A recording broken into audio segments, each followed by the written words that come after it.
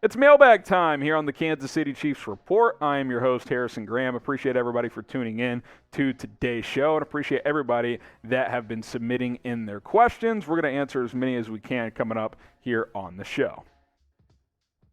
JD Hollowell, do you think Mahomes kept the ball away from JuJu on purpose? If you're talking about the game against the Bears, I wouldn't say so. I mean, he played one drive. I'm not concerned that he didn't throw at JuJu during that game. During Monday's practice, apparently JuJu had a really good practice, so I don't have any concerns with that, JD. It's one drive. A lot of guys are going to get opportunities this year within the offense, so I don't really put any stock into that whatsoever. Mike Tilson, I really like the chemistry Mahomes had with the new receivers. Hopefully that continues into the season. Thoughts? Yeah, I mean, look, on a little scramble drill, he hit Marquez Valdez-Scantling.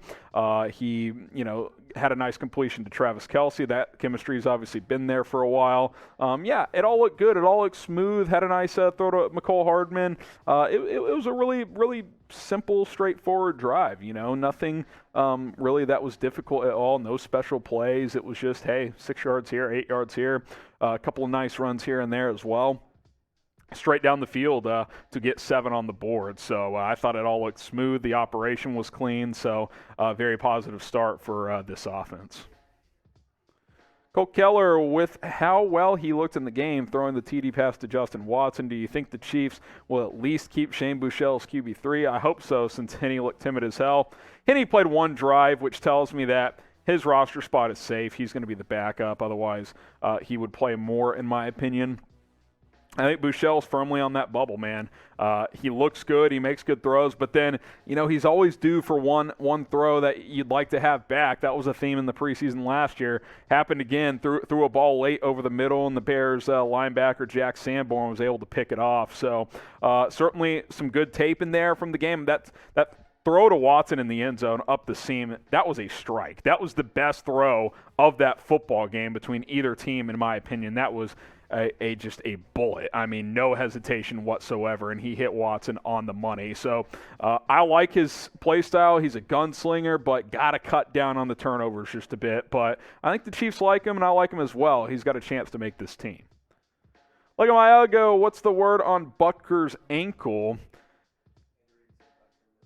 Andy Reid just said that he missed Monday's practice due to a sore ankle. Arrowhead of Pride had that report, but I don't think it's anything to monitor. I think we would know if it was something more secure. Depending on when you're watching this, maybe we have more info, but probably just being precautionary if nothing else.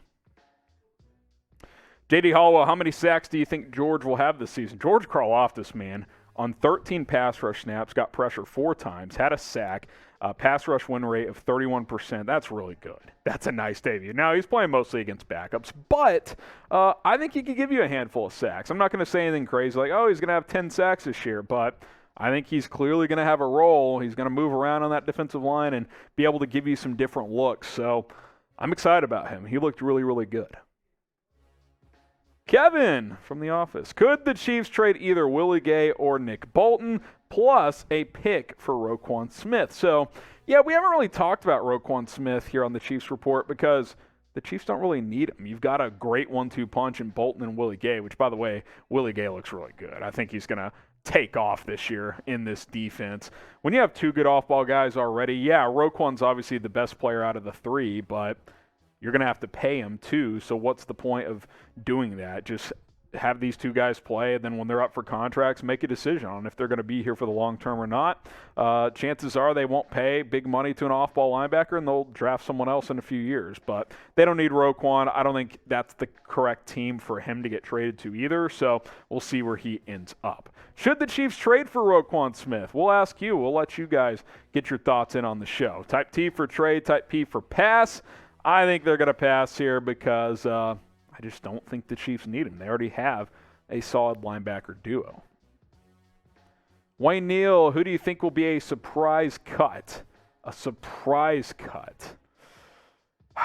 I'll say an early surprise cut that already happened was Lonnie Johnson. I thought maybe he'd be on the bubble, but clearly he wasn't. He was not on the bubble. Surprise cut. How about Ronald Jones? I think Ronald Jones, maybe that's not a surprise at this point, but I think it is a surprise considering that they gave him decent money and they signed him to push Edwards-Helaire to be the starter, and now he's on the outside looking in. So he's probably the guy to monitor most. Cole Keller, does the cut of Lonnie Johnson nullify the trade with the Texans? I need to look into this. I'm going to try and do this on the fly here. Give me just a second here. It was a conditional 7th-round pick. So I think the Chiefs are going to keep that pick. I'll have to double-check, Cole, but I don't think the Texans get that pick now. RJ, is Patrick Mahomes going to win MVP in 2022? I think he'll be in the mix to win it. I think he is poised to have another big year. And he's kind of like LeBron in the NFL, where every year he's going to be in the conversation to win MVP. But when it comes down to it, NFL's a tough league. There's going to be a lot of guys competing for that award. Speaking of, if you want to go bet on who's going to win MVP, you can actually do so with our sportsbook partner, BetUS. Go to chatsports.com/ChiefsBet. Use our promo code Chiefs125, $100 down. Get $125 for free, but you got to use our link to sign up today. Speaking of which, shout out producer Trace for having this graphic ready to go. Mahomes is the co-second favorite with Tom Brady behind Josh Allen who's at plus 700. Mahomes and Brady at plus 800, and then Aaron Rodgers, Justin Herbert down there at plus 900. I think Mahomes, has a chance. 8-1 odds there. Put down $10. You'd win 80 if he wins MVP. So if you want to go do so, go to chatsports.com/ChiefsBet and use our promo code Chiefs125. Bleacher Smith, looking at Ronald Jones and Gore, do we trade them for Kareem Hunt? I don't think so. One of you guys asked me this last week. I don't think Kareem Hunt's coming back. And if I'm the Browns, I wouldn't take Ronald Jones and Derek Gore for Kareem Hunt. Honestly, that's not enough. So, no, I don't think that's happening. But I do think both those guys could get cut. Day one Chiefs fan, Bleacher Report named Mike Danna as a trade candidate. Could Kansas City move him before week 1? I did see this. Kind of a random trade. They did an article of trade candidate for all 32 teams. Danna's an interesting one. I wonder if that was in response to, George Karlaftis. He's going to have a bigger role than Michael Danna. You've signed Carlos Dunlap. You've got kind of a deeper defensive line all of a sudden. But third player, he can still contribute as a rotation guy. I don't think he's going to get traded at the end of the day. I think he'll still have a role on this defense. Now, name a player that you do think the Chiefs should trade away. I will say this about Ronald Jones. He's still a decent back. Could you trade him for like a team that needs a back, get like a 7th-round pick in return for him, especially if you're probably going to cut him anyway? We saw the Eagles and the Seahawks made a trade for each other. Ugo Amadi for J.J. Arcega-Whiteside, a couple of players that probably would have got cut by their current team but could make the other team. Maybe you can find a scenario where, hey, throw us a 7th-round pick. Here's Ronald Jones. He can be your backup running back. That could be the case. But let us know. Name a player that you think the Chiefs should trade away. Tony Fuentes, will the Chiefs do great this season without Tyreek Hill and Honey Badger? Will we do great? Honestly, I wonder who the bigger loss is currently, because I think the offense is actually going to be pretty fine regardless. Obviously, Honey Badger is tough to replace, but I think Eric Reed is going to do a good job. By the way, shout out Eric Reed for banging in that extra point. That was fun to see. I still think this team's going to be fine, Tony. I think there's enough bullets in the chamber for this squad. Mike Tilson, this season can't get here soon enough. I think it could be special. I think it's a very deep team. I think there's talent everywhere, and if Mahomes is Mahomes, then there's no reason why they can't win 12-plus games and contend for a Super Bowl coming out of the AFC. Subscribe to the squad here at the Chiefs Report. We're almost at 31,000 subscribers here on the channel. Help us get over that threshold. We've been chasing it here for a little while. Hit that big red button, and we will continue to plug out videos every single day. Get to one more question here on the Kansas City Chiefs Report. We already got this one, the Michael Danna trade idea. Let's go to Kyle here. Who will finish with the AFC's #1 seed this season?